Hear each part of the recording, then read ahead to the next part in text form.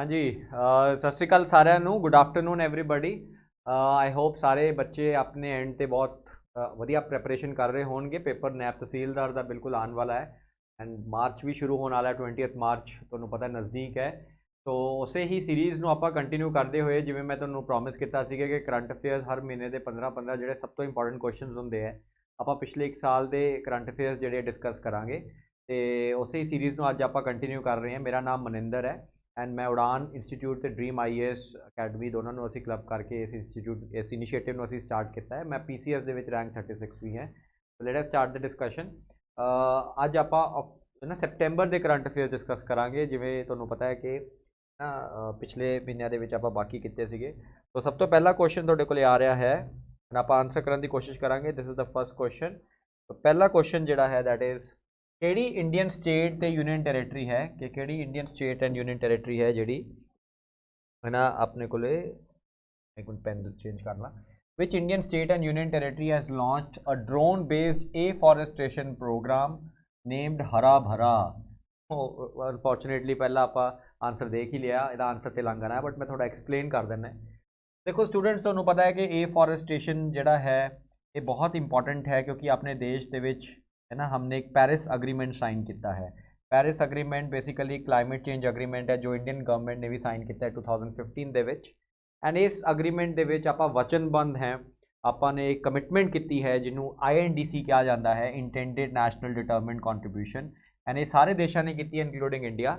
And India ਨੇ ਇੱਕ commitment ਕੀਤੀ ਹੈ ਕਿ ਅਸੀਂ ਆਲਮੋਸਟ ਤੁਸੀਂ ਦੇਖੋ ਕਿ ਬਾਈ 2030 2.5 ਬਿਲੀਅਨ ਤੋਂ ਲੈ ਕੇ 3 ਬਿਲੀਅਨ ਟਨ तक है ना, इन्ने टन तक असी जो है अपना जो है ग्रीन कवर इंक्रीज़ करना है। सो यानी कि इन्नी कार्बन डाइऑक्साइड सिंक क्रिएट करनी है। कार्बन डाइऑक्साइड ਨੂੰ अगर आपने कंज्यूम करना ਉਹਦੇ ਲਈ सिंक क्रिएट करनी पऊगी एंड 2.5 बिलियन तो 3 बिलियन टन तक सिंक आपने क्रिएट करना है। एंड ਜਿਹੜਾ सिंक आप क्रिएट करना है ਇਹਦੇ ਲਈ ਆਪਾਂ ਨੂੰ ਬਹੁਤ इंपॉर्टेंट है कि आप एफोरेस्टेशन करिए, मतलब ਵੱਧ ਤੋਂ ਵੱਧ ट्रीज़ ਦੀ कल्टीवेशन करिए, ਵੱਧ ਤੋਂ ਵੱਧ ट्रीज़ ਨੂੰ ग्रो करिए ताकि इन्ना टन ऑफ ਜਿਹੜਾ सिंक है क्रिएट होवे एंड ਅਸੀਂ कार्बन डाइऑक्साइड ਨੂੰ एब्जॉर्ब कर ਸਕੀਏ। एंड ਇਹਦੇ ਨਾਲ अपना क्लाइमेट चेंज वर्गा ਜਿਹੜਾ ਬਹੁਤ ਵੱਡਾ प्रॉब्लम है, ਜਿਹੜਾ ਹਿਊਮੈਨਿਟੀ ਲਈ ਇੱਕ ਐਪੋਕਲਿਪਟਿਕ ਸਿਚੁਏਸ਼ਨ ਵੀ ਬਣ ਸਕਦਾ ਹੈ, ਉਹਨੂੰ ਆਪਾਂ ਕਿਸੇ ਤਰੀਕੇ ਨਾਲ ਡੀਲ ਕਰੀਏ।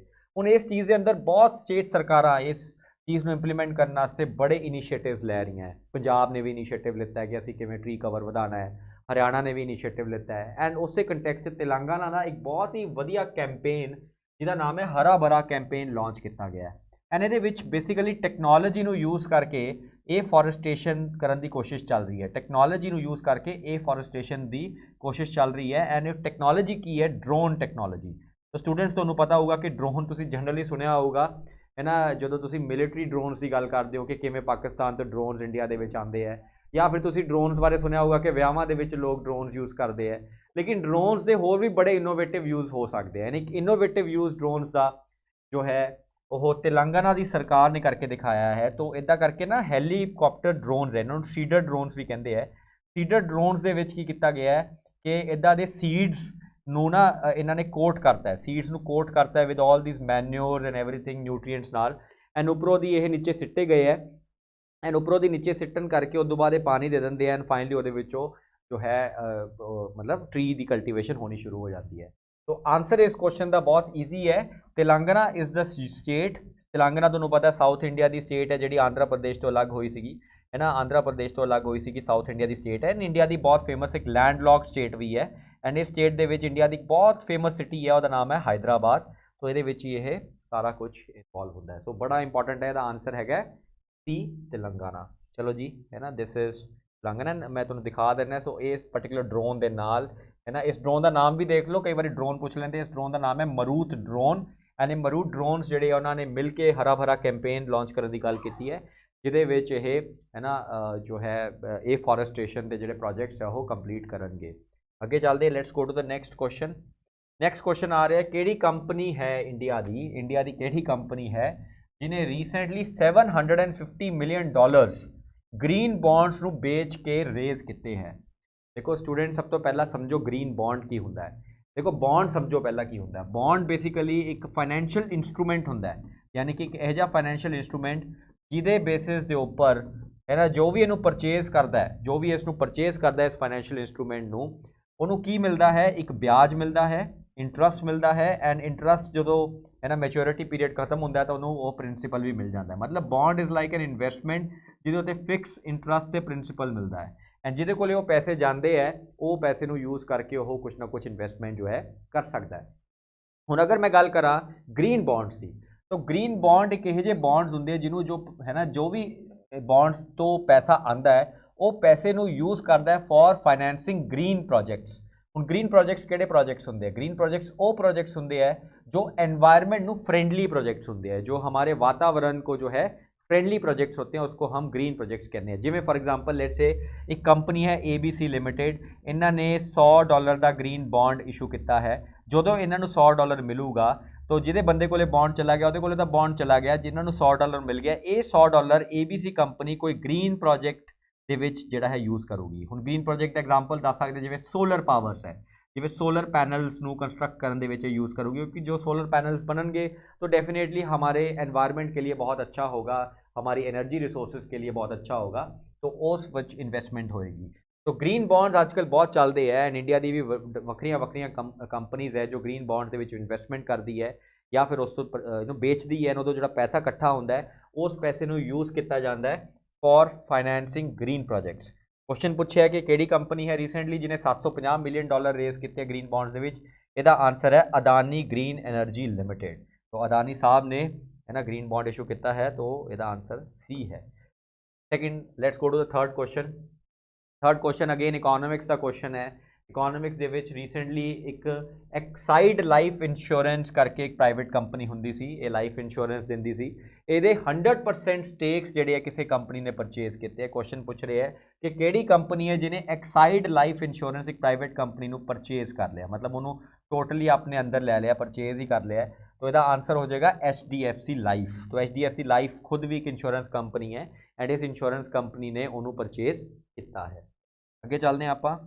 हाँ जी, सी का आंसर है। Let's go to the next news. केड़ी स्टेट या यूनियन टेरेटरी है, क्वेश्चन पूछा है, जिन्हें एक इंपॉर्टेंट कैंपेन लॉन्च किया टूरिस्ट विलेज नेटवर्क ताकि प्रमोट की जाए tourism and create employment in that state. किने केड़ी स्टेट है जिन्हें टूरिज्म है ना विलेज जिहड़ा है लॉन्च किया, टूरिज्म विलेज नेटवर्क लॉन्च किया ताकि टूरिज्म ते नौकरियां जिहड़ियां जनरेट कीतियां जा सकन। देखो बच्चों इसका आंसर जिहड़ा मैं तुहानूं दस देना, आंसर है जम्मू एंड कश्मीर। जम्मू कश्मीर के जिहड़े हैड है यूनियन टेरेटरी के उन्होंने ये लॉन्च किया है प्रोजेक्ट पूरा का पूरा जम्मू कश्मीर ने लॉन्च किया। पहला मैं तुहानूं एक्सप्लेन करदा थोड़ा जिहा इहदे विच की है। देखो जम्मू कश्मीर की अगर आप गल करते हैं है ना, जम्मू कश्मीर ਦੇ ਵਿੱਚ ਆਰਟੀਕਲ 370 ਜਿਹੜਾ ਹੈ ਗਵਰਨਮੈਂਟ ਨੇ ਖਤਮ ਕੀਤਾ।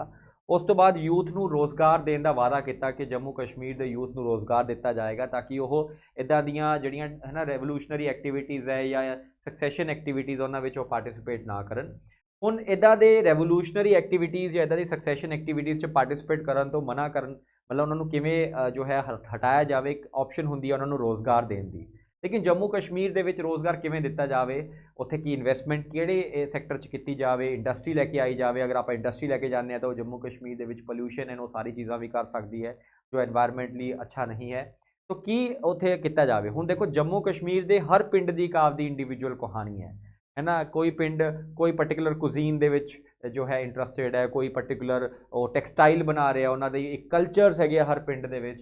क्यों ना हर पिंड दे विच उन्हां दे कल्चर, उन्हां दी कुजीन, उन्हां दी लैंगुएज, उन्हां दे ट्रेडिशनस नूं जो है उन्होंने मार्केट किया जाए ताकि बाहरों लोग आन एंड है ना उस चीज़ को इंजॉय कर सकन। तो ये एक आइडिया है जिहड़ा कि स्टार्ट किया गवर्नमेंट ने एंड उस आइडिया के अंडर ही विलेज नैटवर्क करने की गल कर रहे। मतलब पिंडां नूं देखणगे कि किवें किसी पिंड दे विच टूरिज्म परपज़ के परसपैक्टिव नाल उत्थे चीज़ां नूं डेवलप कीतियां जान। कोई पिंड सपोज करो कि अच्छा कुजीन बनांदा, उत्थे अच्छा खाना पीना है ना, मतलब उत्थे कुछ अच्छा फूड मिलता है जो होर देश दे विच किते नहीं मिलता। सो एक अच्छा फूड मिलता है तो क्यों ना उस फूड को प्रमोट किया जाए, मार्केट किया जाए।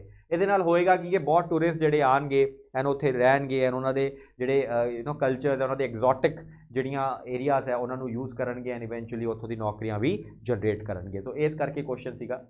फिर एक बड़ी इंटरस्टिंग है कि ये भी कोशिश की जाएगी कि पिंडां नूं इन्ना अच्छा प्रमोट किया जाए कि साडे बॉलीवुड मूवीज़ की जिहड़ी शूटिंग है तुसीं देखो कि पहला सारी शूटिंग अपनी ना कश्मीर च हुंदी सी, जदों कश्मीर दे विच इन्ना माहौल खराब नहीं सीगा।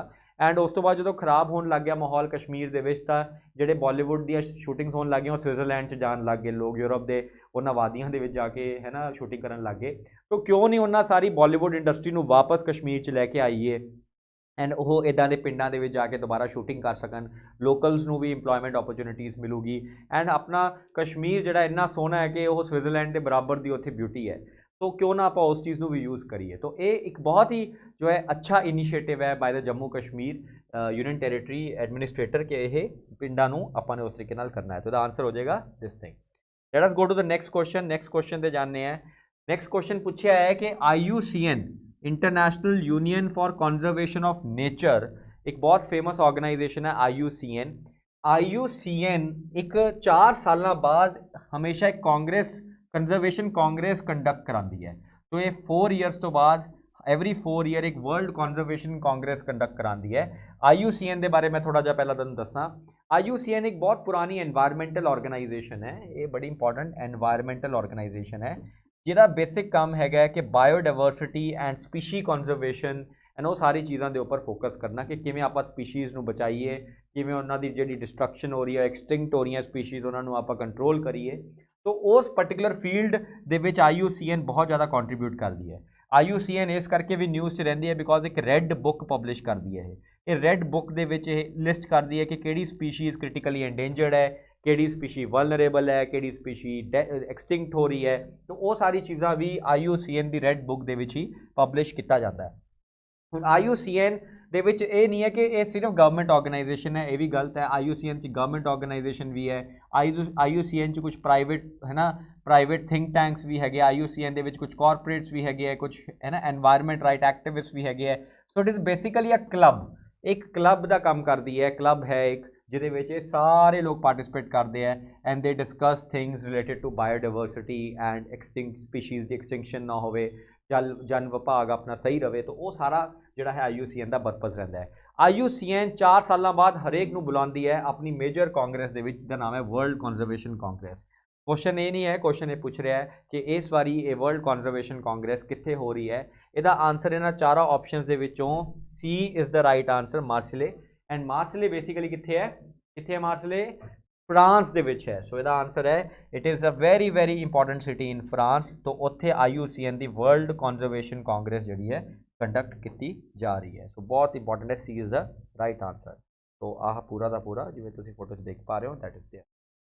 नैक्सट क्वेश्चन आ रहा पॉलिटिक्स के विचों। क्वेश्चन पूछे बहुत सिंपल कि उत्तराखंड के हुणे गवर्नर अपॉइंट होए, कौन अपॉइंट होया नवा गवर्नर उत्तराखंड का? देखो पहला तो स्टूडेंट्स को पता होना चाहिए कि गवर्नर की अपॉइंटमेंट कौन करता है? राष्ट्रपति ऑफ इंडिया करता है, प्रेजिडेंट करता है गवर्नर की अपॉइंटमेंट, ठीक है। एंड जो गवर्नर होंगे उन्होंने नॉर्मली 5 ईयर्स मिलते हैं, लेकिन ये कोई ज़रूरी नहीं है गवर्नर को रिप्लेस किया जा सकता है बिकॉज एक pleasure of the president doctrine लगता है कि जे है ना pleasure of the president doctrine जिहदे राष्ट्रपति के बेसिस के उपर डिस्कस किया जाता है कि गवर्नर को रिमूव करना चाहिए कि नहीं चाहिए। ईवन बिफोर 5 ईयर्स भी गवर्नर को रिमूव किया जा सकता है। उत्तराखंड के जोड़े गवर्नर नवे लगाए गए हैं वो एक है ना पंजाबी है, उसका नाम है गुरमीत सिंह। याद करना बड़ा ईजी है, मैं फोटो दिखा देना इन्हों की। तो आंसर डी है गुरमीत सिंह। तो he is the new governor of Uttarakhand. तो तुसीं देखो कि ये रीसेंटली अपॉइंट होया, क्वेश्चन पेपर च आ सकता है। इनफैक्ट पंजाब के पेपर च डेफिनेटली चांसिस है कि आएगा क्योंकि this has been in news. अगले न्यूज़ से चलते हैं। केड़ी मिनिस्ट्री है जिन्हें एक पायलट ड्राइव लॉन्च किया है, मैं भी डिजिटल 3.0। तो एक कैंपेन लॉन्च किया है गवर्नमेंट ने, सेंटर गवर्नमेंट ने कैंपेन लॉन्च किया है, सेंटर गवर्नमेंट ने लॉन्च किया है कैंपेन। केड़ी मिनिस्ट्री है सेंटर गवर्नमेंट ने लॉन्च किया है कैंपेन मैं भी डिजिटल 3.0। तो कौन हैगी जी मिनिस्ट्री जिन्हें यह कैंपेन लॉन्च किया है? देखो स्टूडेंट्स, एक मैं तुहानूं दसदा है, देखो हमारे देश के अंदर बहुत ज़्यादा स्ट्रीट वेंडर्स हैगे है। स्ट्रीट वेंडर्स तुसीं जरूर देखे होणगे कि गली दे विच जिवें कोई है ना बर्गर वाला है या कोई इदा कोई खान पीन का स्ट्रीट वेंडर है, कोई जूस बेचता है, कोई अंडियां की रेहड़ी लगाता है। बहुत ज़्यादा स्ट्रीट वेंडर्स अपने देश के विच हैगे है। ये सारे स्ट्रीट वेंडर्स जनरली कैश च पेमेंट लेंदे हैं, मतलब इन्होंने तुसीं पैसे दो एंड फिर ये तुहानूं जो है जो भी ये बनाएंगे। लेकिन कई बारी कैश दे विच जिवें बड़ी इंटरस्टिंग ऑप्शनस होंदियां जिवें कैश बैक हो गया, तो इदां दी स्कीम्स होंदियां वो ये नहीं प्रोवाइड कर सकते अपने कस्टमर्स नूं। बाकी जिवें चंगे चंगे रेस्टोरेंट्स कर लेंदे है। तो सरकार चाहती है कि सारे स्ट्रीट वेंडर्स की सपोर्ट होवे।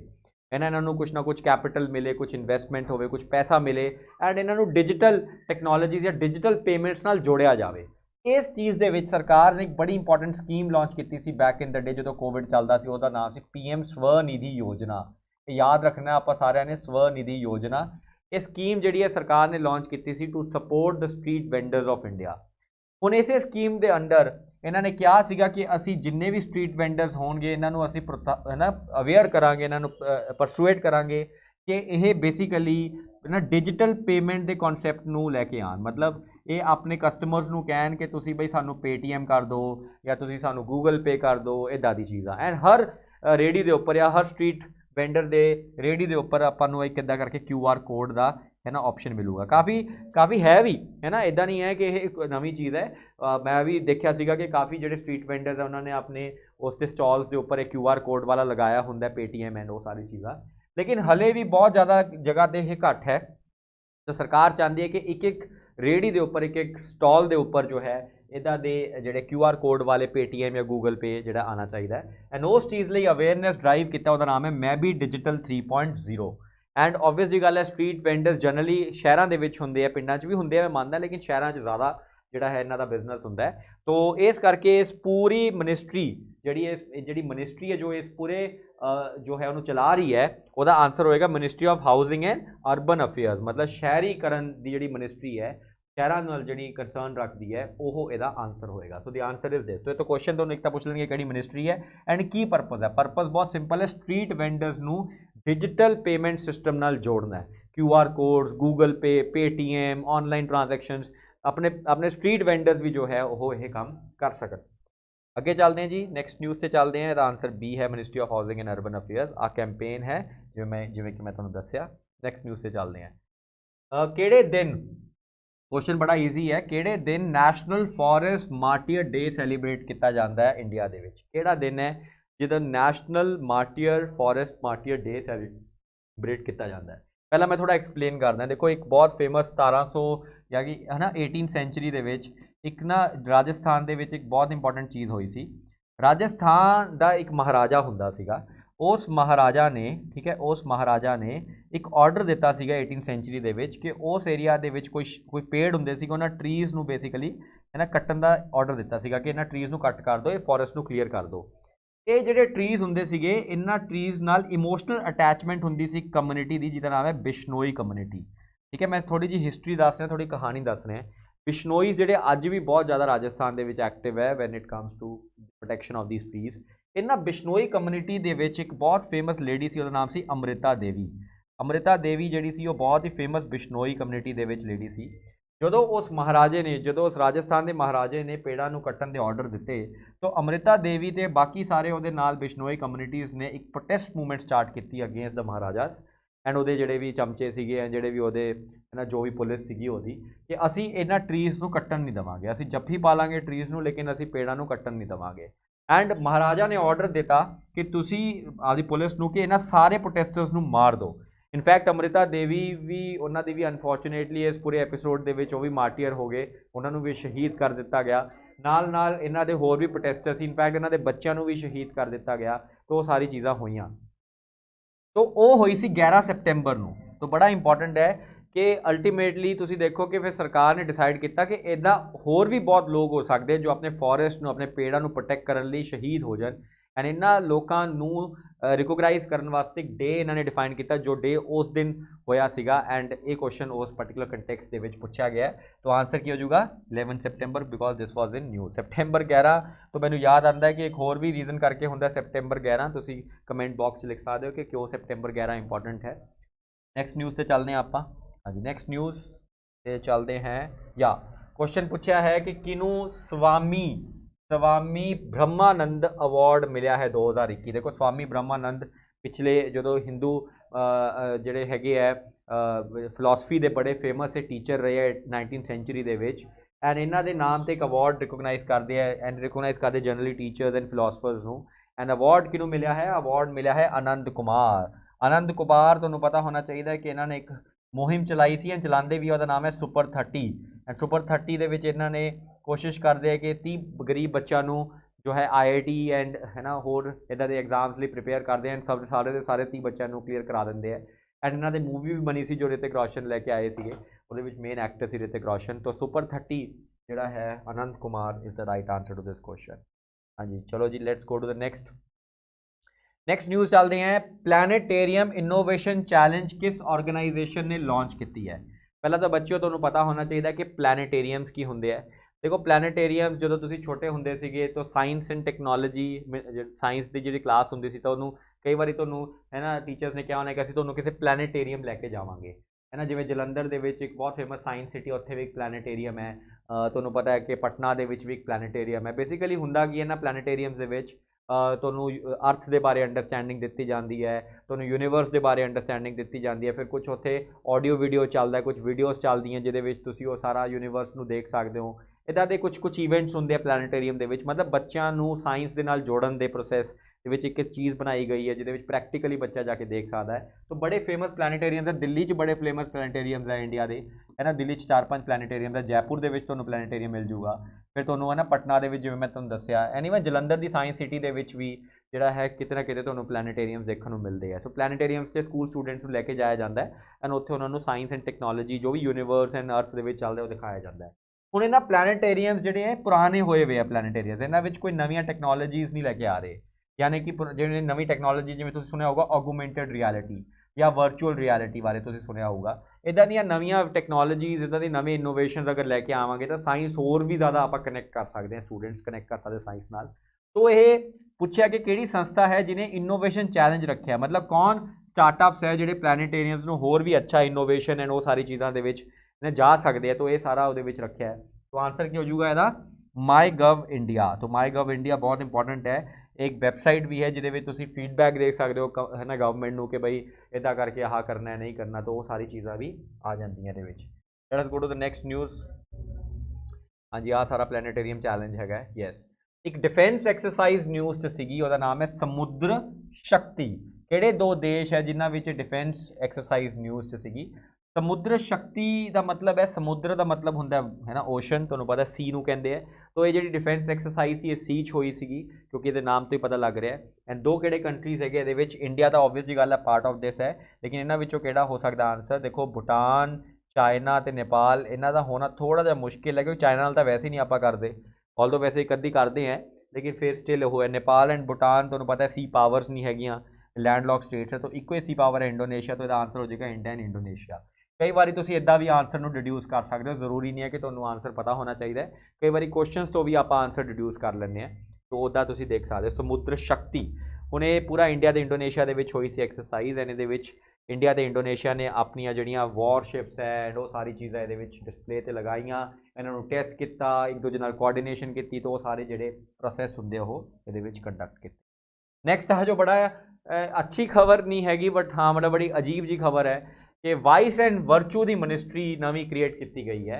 ਇਹ ਨਿਊਜ਼ 'ਚ ਸੀਗੀ, ਇਹ ਕਿਹੜੇ ਦੇਸ਼ ਨੇ ਕ੍ਰੀਏਟ ਕੀਤੀ ਹੈ? ਦੇਖੋ ਵਾਈਸ ਦਾ ਮਤਲਬ ਹੁੰਦਾ ਹੈ ਨਾ ਮਤਲਬ ਨੈਗੇਟਿਵ, ਹੈ ਨਾ, ਤੁਸੀਂ ਕਹਿ ਸਕਦੇ ਹੋ। ਵਰਚੂ ਦਾ ਮਤਲਬ ਹੁੰਦਾ ਪੋਜ਼ੀਟਿਵ, ਅੱਛੀਆਂ ਗੱਲਾਂ ਹੁੰਦੀਆਂ ਵਰਚੂ, ਮਾੜੀਆਂ ਗੱਲਾਂ ਹੁੰਦੀਆਂ ਵਾਈਸ। ਜਿਵੇਂ ਸੱਚ ਬੋਲਣਾ ਵਰਚੂ ਹੈ, ਝੂਠ ਬੋਲਣਾ ਵਾਈਸ ਹੈ ਫॉर दैट मैटर। तो ਮੋਰਲ ਸਾਇੰਸ ਦੀ ਗੱਲ ਚੱਲਦੀ ਹੈ ਇੱਥੇ, ਐਥਿਕਸ ਦੀ ਗੱਲ ਚੱਲਦੀ ਹੈ, ਗੁੱਡ ਐਂਡ ਬੈਡ ਦੀ ਗੱਲ ਚੱਲਦੀ ਹੈ। तो ਇੱਕ ਅਫਗਾਨਿਸਤਾਨ ਦੇ ਵਿੱਚ ਤੁਹਾਨੂੰ ਪਤਾ ਹੈ ਕਿ ਅਫਗਾਨਿਸਤਾਨ ਦੇ ਵਿੱਚ ਹੁਣ ਤਾਲਿਬਾਨ ਦਾ ਰੂਲ ਦੁਬਾਰਾ ਸਟਾਰਟ ਹੋ ਗਿਆ। ਜਦੋਂ ਤਾਲਿਬਾਨ ਦਾ ਰੂਲ ਸਟਾਰਟ ਹੁੰਦਾ ਤਾਂ ਉੱਥੇ ਇੱਕ ਸ਼ਰੀਆ ਲਾਅ ਇੰਪਲੀਮੈਂਟ ਹੋਣ ਲੱਗ ਜਾਂਦਾ ਹੈ। ਸ਼ਰੀਆ ਦੇ ਵਿੱਚ ਕੁਝ ਗੱਲਾਂ ਕਹੀਆਂ ਗਈਆਂ ਕਿ ਇਹ ਮੁਸਲਮਾਨ ਕਮਿਊਨਿਟੀ ਨੂੰ ਕਰਨੀਆਂ ਚਾਹੀਦੀਆਂ, ਯਾਨੀ ਕਿ ਉਹ ਕਰਨੀਆਂ ਚਾਹੀਦੀਆਂ, ਐਂਡ ਕੁਝ ਗੱਲਾਂ ਪ੍ਰੋਹਿਬਿਟ ਕੀਤੀਆਂ ਗਈਆਂ ਕਿ ਮੁਸਲਮਾਨ ਕਮਿਊਨਿਟੀ ਨੂੰ ਨਹੀਂ ਕਰਨੀਆਂ ਚਾਹੀਦੀਆਂ। तो प्रोपोगेंडा रन किया जाता है कि आह चीज़ अकॉर्डिंग टू शरिया लॉ बैड है, जिमें विमेन को एजुकेट करना बैड है, जिमें विमेन का रात को बाहर निकलना बैड है, एंड पॉजिटिव चीज़ का मतलब है कि विमेन को कंट्रोल करना सही है फॉर दैट मैटर। तो इदा की एक मिनिस्ट्री पहला भी होंगी सी, फिर जो तालिबान का रूल 1995-96 तो लैके 2001 के आया उदों भी होंगी सी, एंड हुण फिर इन्होंने दोबारा जोड़ा है यह मिनिस्ट्री को दोबारा एक्टिव कर लिया। तो बेसिकली ये प्रोपोगेंडा मिनिस्ट्री है ना। ये प्रोपोगेंडा का मतलब है ना मिनिस्ट्री जी है चलाती है कि प्रोपोगेंडा के भाई आह वाइस है वर्चू है ना। तो वो सारा ये आंसर, तो आंसर की आ जाएगा अफगानिस्तान। सो अफगानिस्तान के भी तालिबान का जोड़ा पूरा का पूरा ये आंसर आ जाएगा। अगले क्वेश्चन से चलते हैं। आ देखो आ ministry of promoting virtue preventing evil summons and hearing complaints, तो ये सारा ये आ जाता है। लास्ट सैकेंड लास्ट क्वेश्चन ते चलने सैकमोल।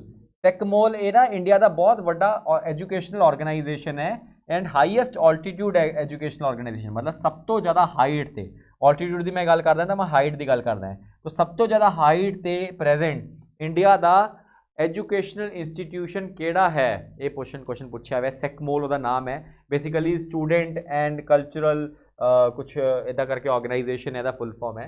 तो आंसर आ जाता है लद्दाख। लद्दाख के इंस्टीट्यूशन रन होंगे एंड हाँ, तो सैकमोल बहुत इंपॉर्टेंट है। आह है सैकमोल, बड़ा ब्यूटीफुल है, ये एडमिशन लै सकते हो एंड फिर तुम लद्दाख के कल्चर एंड वो सारी चीज़ों भी रीड कर सकते हो। एक साइंस एंड टैक्नोलॉजी का न्यूज़ है, तियानजो 3 कार्गो स्पेस क्राफ्ट लॉन्च किया, किहड़े देश ने किया है। देखो एक इंटरनेशनल स्पेस स्टेशन के बारे में पहला भी डिस्कस किया सीगा।